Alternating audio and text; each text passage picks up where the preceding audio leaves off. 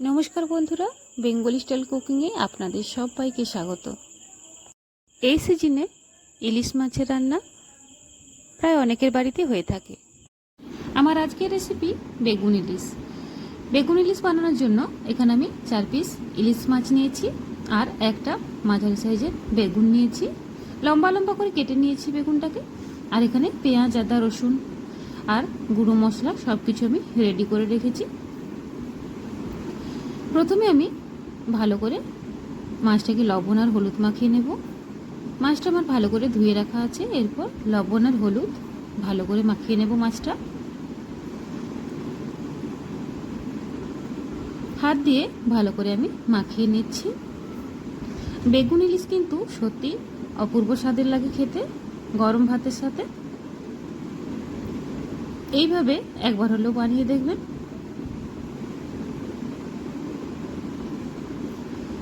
লবণ হলুদটা ভালো করে মাখানো হয়ে গেছে।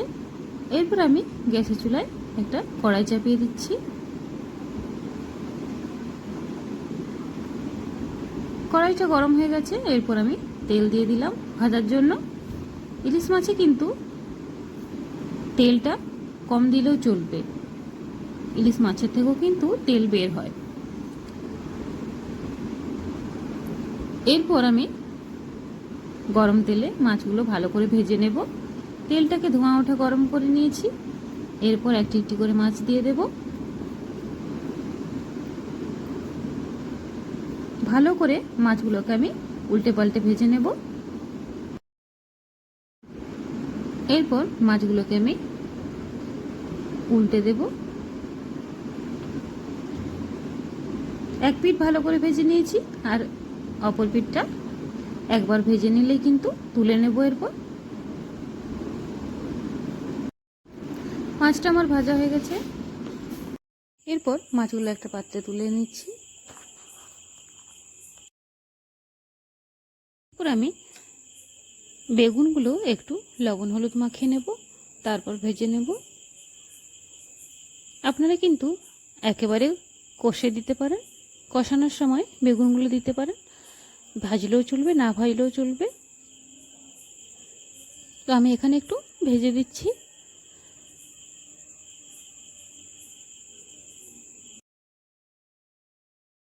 লবণ আর হলুদটা ভালো করে হাত দিয়ে আমি মাখিয়ে নিয়েছি। এরপর ওই তেলটার মধ্যে ভেজে নেব।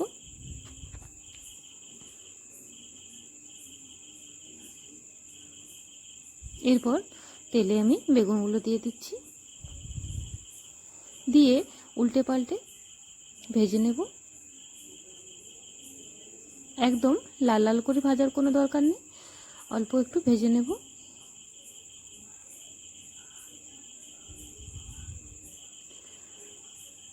বেগুনটা ভাজার সময় একটু ঢাকা দিয়ে দিচ্ছি। অল্প সময়ের মধ্যেই ভাজাটা হয়ে যাবে, সেদ্ধ হয়ে যাবে।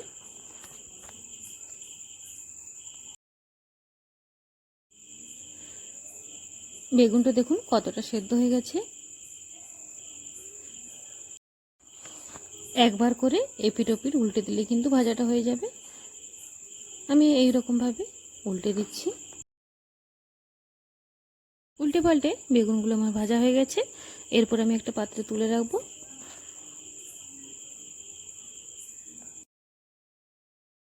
একটা পাত্রে তুলে নিলাম।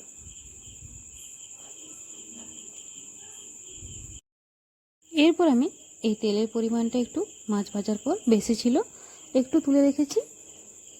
তারপর দিয়ে দিলাম একটা তেজপাতা ছিঁড়ে আর হাফ চা চামচের মতো 5 ফোড়ন দিয়ে দিলাম।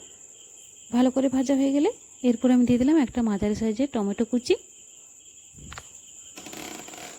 আর 3 থেকে 4টে চিড়ে নেওয়া কাঁচা লঙ্কা।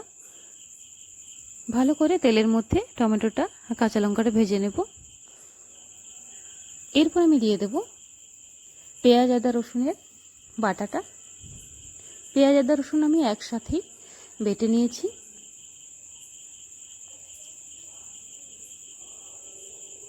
এরপর টমেটোর মধ্যে দিয়ে দেব, দিয়ে ভালো করে মশলাটা কষবো।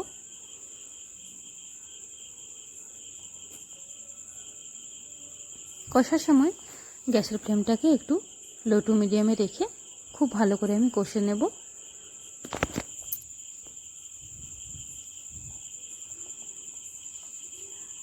কিছুক্ষণ কষে নেওয়ার পর এরপর আমি গুঁড়ো মশলাটা দিয়ে দেবো। এরপর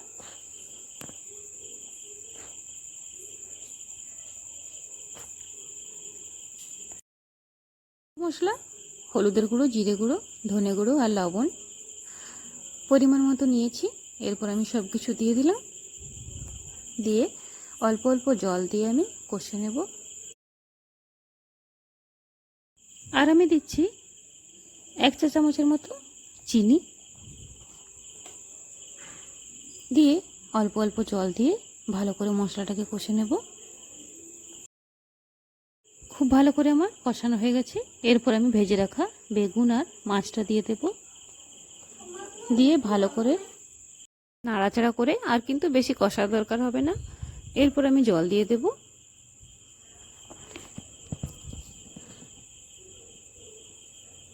আমি এই রেসিপিটা একটু মাখা মাখা ঝোল বানাবো, সেজন্য একটু বেশি পরিমাণে জল দিয়ে দিচ্ছি। জলটা দেওয়ার পরে 5 মিনিটের মতো একটু ফুটিয়ে নিলেই হবে।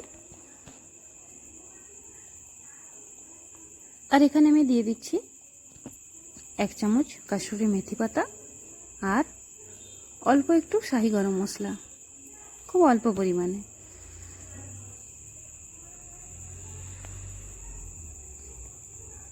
এই দুটো আমি দিয়ে দিচ্ছি, দিয়ে 5 মিনিটের মতো ফুটিয়ে নিচ্ছি, তারপর নামিয়ে নেব।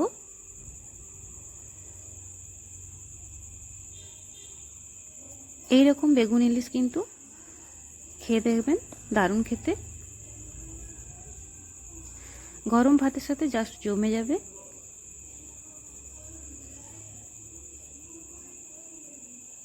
বেগুনটাও এতটাই কচি ছিল যে একদম সেদ্ধ হয়ে গেছে, নরম হয়ে গেছে।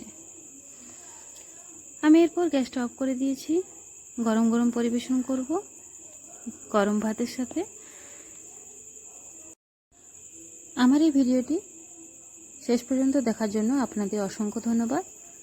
এই ভিডিওটি কেমন হয়েছে কমেন্ট করে জানাবেন। আর এই রকম বেগুন ইলিশ কে কে পছন্দ করেন কমেন্ট করে জানাবেন।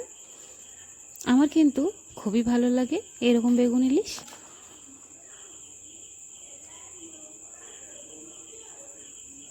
আমার চ্যানেলে নতুন বন্ধু হয়ে থাকলে চ্যানেলটিতে একটি সাবস্ক্রাইব করার অনুরোধ রইল। ভিডিওটি ভালো লাগলে একটি লাইক আর একটি শেয়ার করবেন। ধন্যবাদ।